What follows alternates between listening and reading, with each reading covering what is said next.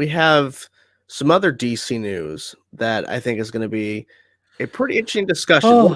Look, it's not going to be interesting, and the fact is we're going to have a disagreeing on an opinion here.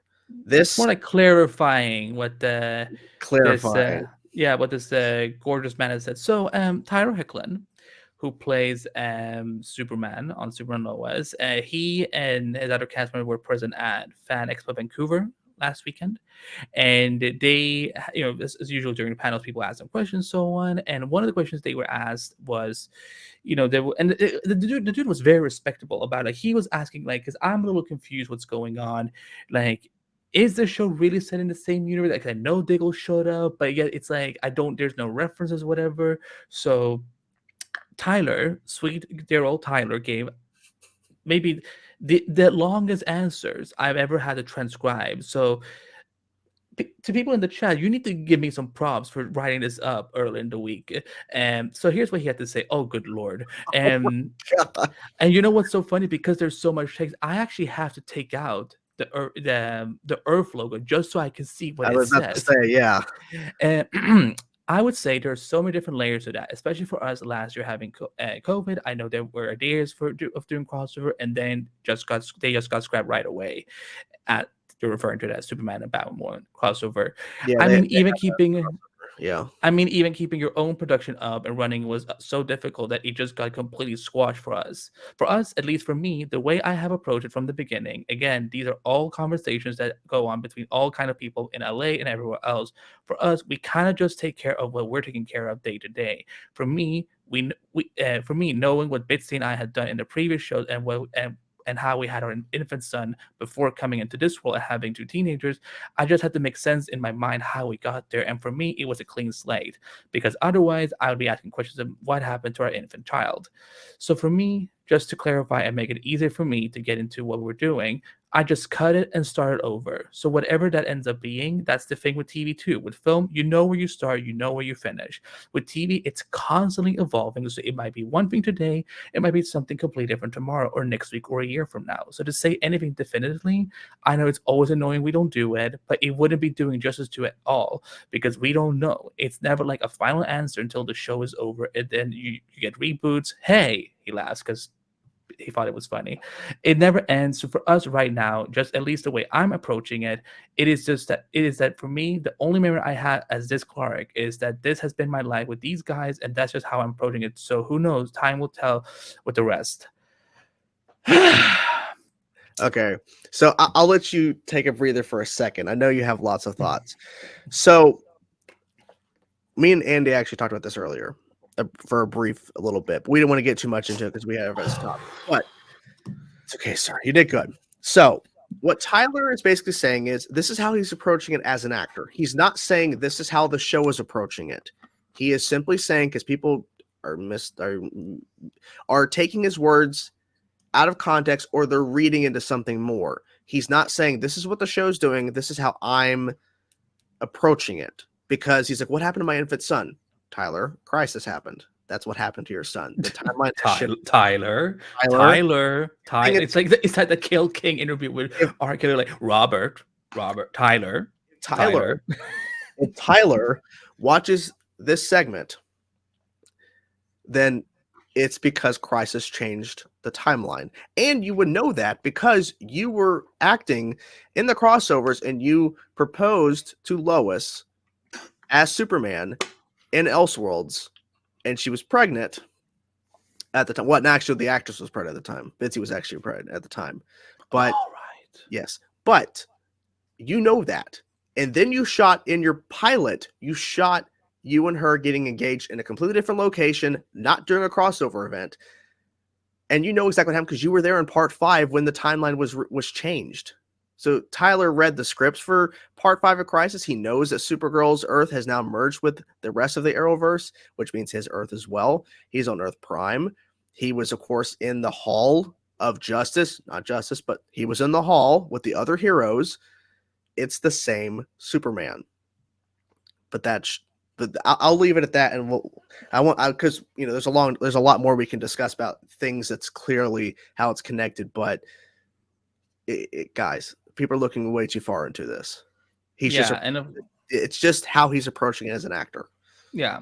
At the end of the day, and I know there's a light flickering, and I'm not gonna go fix it now because if I do, I will probably accidentally lose all my power because last time I to fix the bulb, my whole power grid went out.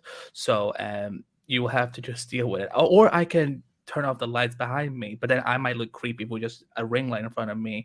It's But all good. It's all good. so this is what I get annoyed by because I'm like, because I felt that when I wrote this article up on Screen Rant that I'm like, okay, this probably just clarifies things that yes, they're they're not focusing right now on like establishing what the other shows are doing, and also let's be fair, it's not like Flash and Legends and Batwoman is going around throwing out references every single week to everything. So it's like I just find it so funny that this is the show that people are putting under a microscope and going so ballistic over, being like, we haven't got any single reference. I mean, I will say this: it is garbage that they haven't even mentioned Kara once. Hmm.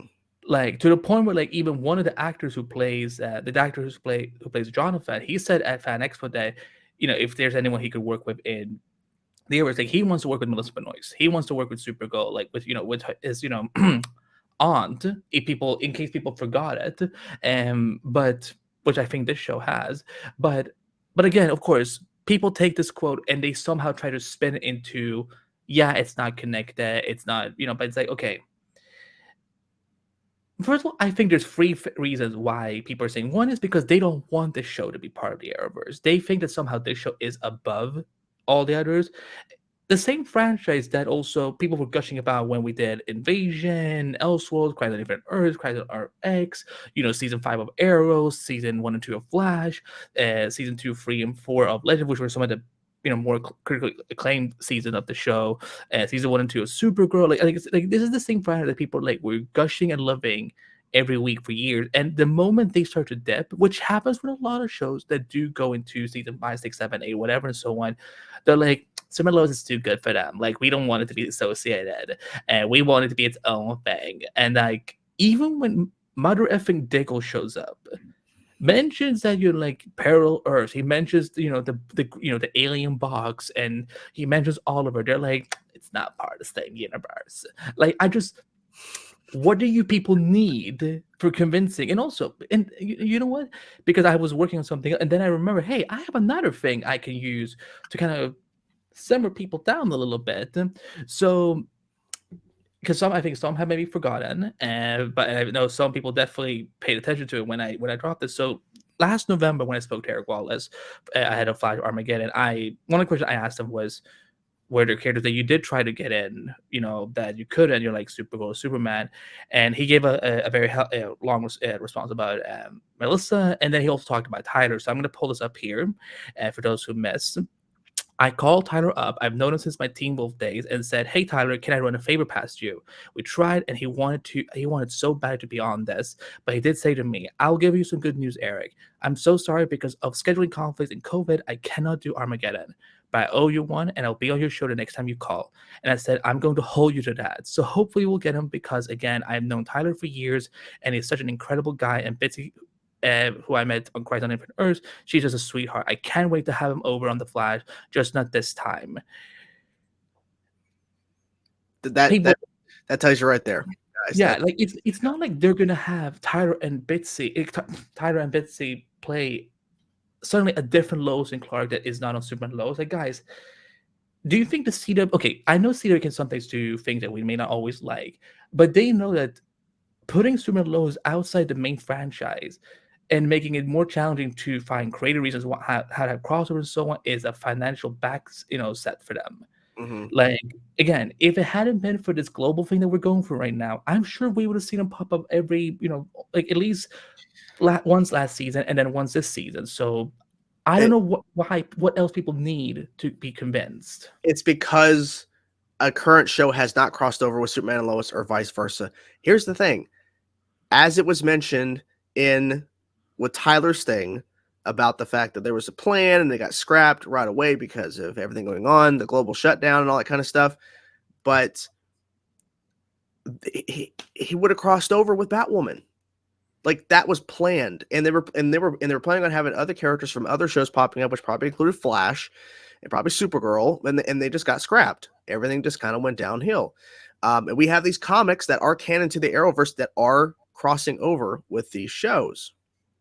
Now, if the comics that are coming out with this crossover event for the Arrowverse, if the comics say that their Earth is separate, then okay, we'll have a discussion. But it would make no sense because, like you mentioned, Diggle shows up. He mentions Lila. He mentions Oliver's death. Okay, it'd be too much of a coincidence to reference he's married to a woman named Lila on another Earth, and that the Oliver on this Earth is dead too. Like, first of all, not every Earth Diggle knows Oliver Queen. It's not that doesn't make sense to me. It's too close. And the fact is too, Lois knows this Diggle. Why? Because they've met before in the crossovers. They know each other. So this whole notion of it's separate. Well, here's the thing. I know people are going to point to this. Well, they recast General Lane. They recast Lois's father. Well, guess what? That happens. Crisis changes, and also probably the actor maybe wasn't available. Maybe they just didn't. Who knows? But they recast it. Well, like I mentioned, Diggle. They also brought back Lucy Lane, the original actor from Supergirl season 1. If they really wanted to separate this, it would not have been Diggle who shows up to hand over whatever was needed for him to be on the episode. They found a way to make that work and they made sure to mention Argus. And also, when they were going to bring Lucy Lane into the show, they could have easily recast, but they did not. They're finding a lot of ways to keep it connected, because if this was a separate show, then why is Superman and Lois the same? Why are they the same actors? Yeah. If they wanted to make a separated show out, first of all, it wouldn't be on the CW. It'd be on HBO Max if they wanted to do a Superman and Lois show. Because having on the CW and having the same actors and having it being set in a crisis-changed world, I mean, why would they do that? Because they had the right. Because, see, Warner Brothers had to sign off on Superman and Lois being created. They had to sign off for the rights. If they wanted to do a show that's not connected to the Arrowverse, they would have done it on HBO Max or another network, but more than likely HBO Max. But still, there's too many things in front, there's too many. The damn comic is called Earth Prime, and Superman Lois is in Earth Prime issue 3. I mean, I don't know what, and also Stargirl's Earth 2, but like that's obviously Earth 2 because they already showed that. Oh yeah, okay. Point 2, Crisis Part 5. When they're all in the hall, standing there looking at the memorial for Oliver, Earth Prime pops up. Stargirl, Earth 2. They made it sure you know exactly what Earth all these properties are taking place on. And you're saying, well, he has a different suit. Superheroes get upgrade all the time, but you don't say anything, Yeah, Flash has changed how many times? Why Canary has changed her suit many times. Black Lightning has. Batwoman has.